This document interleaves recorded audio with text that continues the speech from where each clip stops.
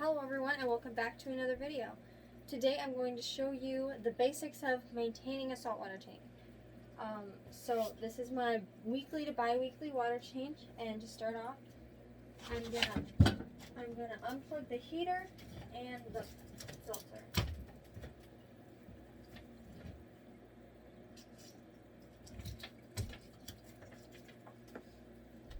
And I have my salt water made down here. And then I have my empty bucket and my siphon tube and my additives for when I'm finished. So now we're going to get started. I start off by taking a cloth and just wiping off the top because my cat likes to sit on top of the fish tank, and just want to get the cat hair and the salt build up and everything off there. And then I wipe off the inner lid. And then the rim.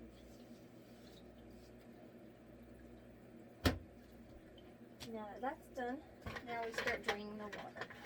Well, actually first I have my specimen container, and I'm going to take out some stuff for my parents' tank, the 20 gallon in the kitchen. Might want some water in there.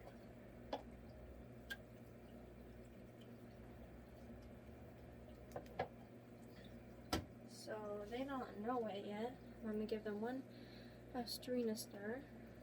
Astrius snail. And then I'm going to remove the cat. And I'm going to try and find the hermit crab while I'm doing this. And I'm going to give that to them. Because as you can see, there's not really any algae on here. So I don't necessarily need all the snails. We'll get them 2 of these. So, and then the one hermit crab when I find them. Oh. And this coral. If I can get it out. Oh.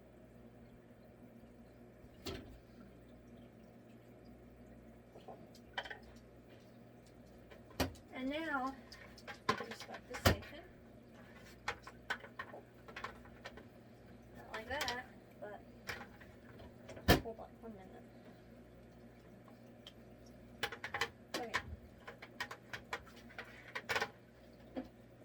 Now that the filter and heater are off, and I've pulled out the snails and the one coral, now the siphon's going, and now I just brush up against the rocks, well, the sand. And then I go in the sand a little bit, just to clean it.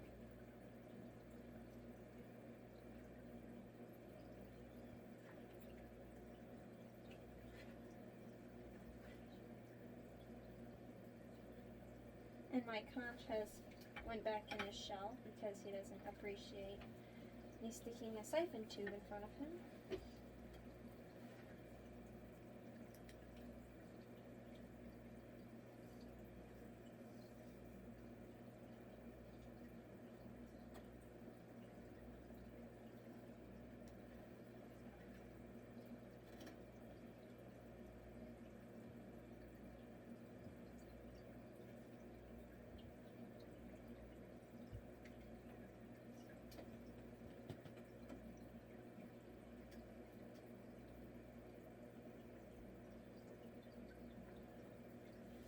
I'm going to take out take it down to about here or here-ish,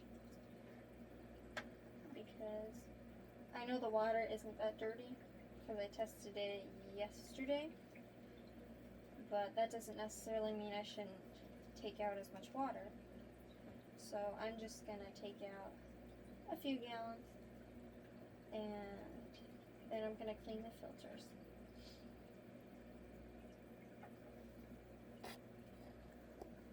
And now that I've taken about 2.5 gallons out, I'm going to stop my siphon.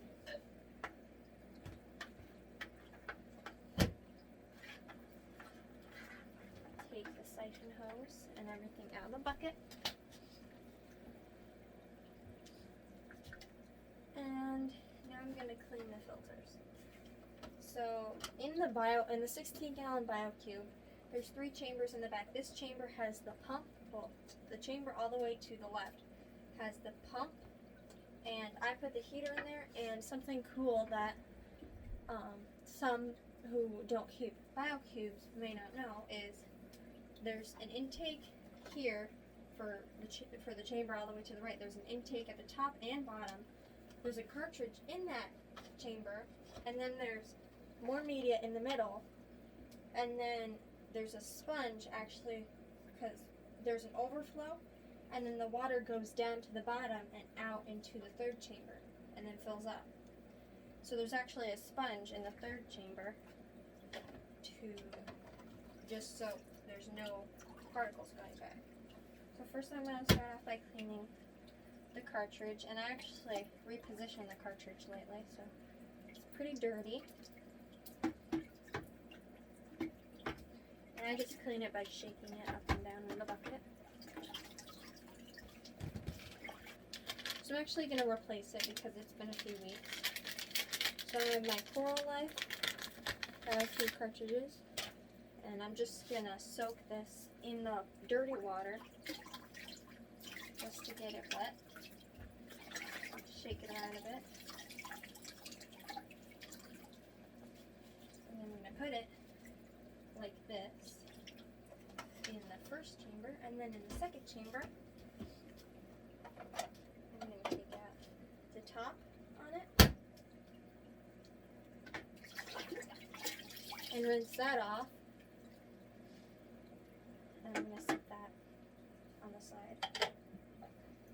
And then I'm going to take out the carbon, which is pretty nasty.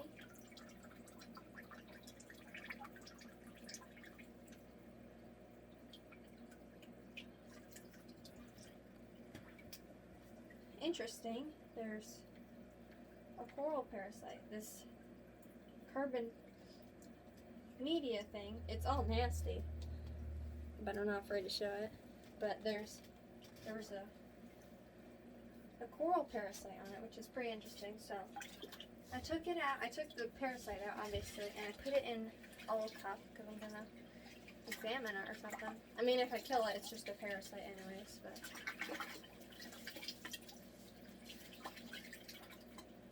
oh, there's our little glowing snail.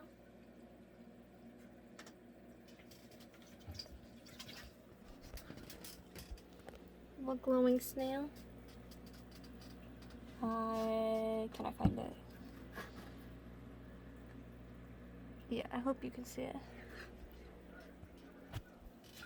Okay, so that's interesting. So we found a coral parasite on the carbon bag. Once you take them out of the water, if you just look really closely, they're just, think of a Neocaridina in freshwater, and just think of it with its tail bent, and that's what the shrimp, well, parasite looks like. It's just, it looks like a shrimp, but I think it's parasite. I just think. And that,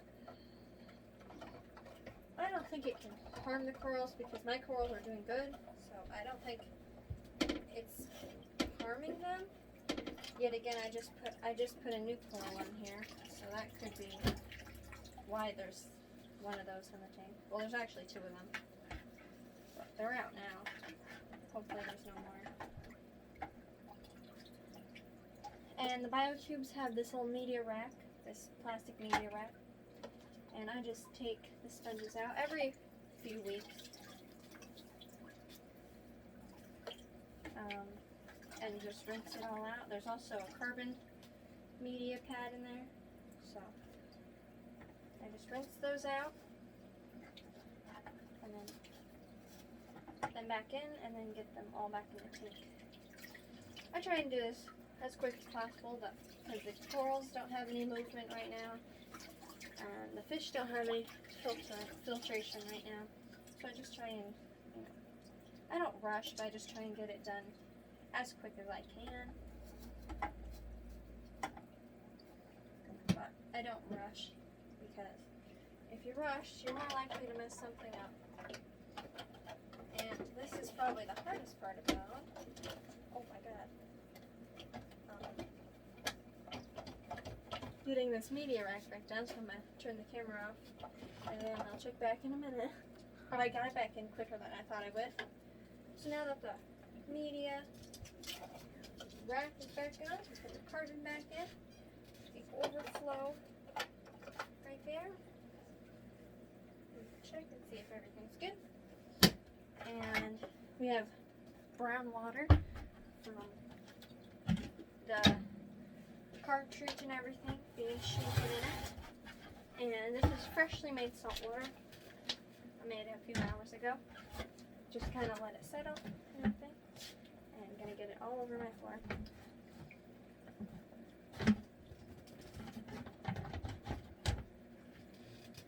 And I'm going to turn the camera off because I need some assistance filling this up. Alright, everything's filled back up. And I'm going to grab my cloth and dry off the top. I just clean it before and after the water change, just because I want to keep the cat hair out as much as possible. I don't really think that it harms it because we have so many cats here, and their hair is always in one of the tanks. That doesn't seem to hurt anything, so I'm just trying to keep it out of my tank as much as possible, and yeah. So I'm just going to clean up the glass on camera, and then I'm going to turn on the pumps and see where the water level's at. Because when the pump is turned on, it lowers the water level in the back compartment where the pump is, and it drains it out of the tank, so it lowers the water level. But the pump is where the heater is, so the water level never actually gets low in the main part of the tank. It only gets low in the back compartment. So that's one of the mistakes that I made. I thought it would get low in the main tank, so I didn't think it was evaporating, and then I looked in one day and the water level was almost below the pump, which was way below the heater. And keep in mind, the heater was plugged in. So the tank looks brand new again, and I'm just gonna check up on everything, make sure no snails are flipped over.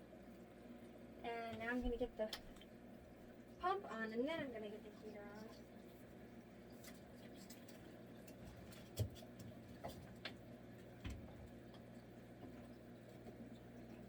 Water level looks good. Actually, I might add a little bit.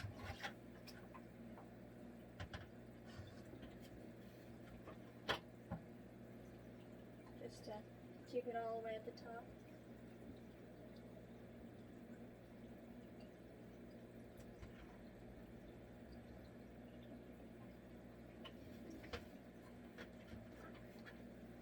Empty bucket, and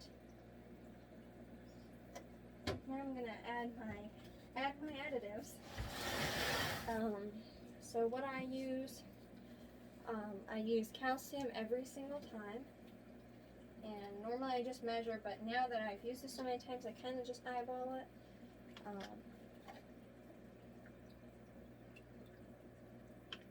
I just always add in just a little splash.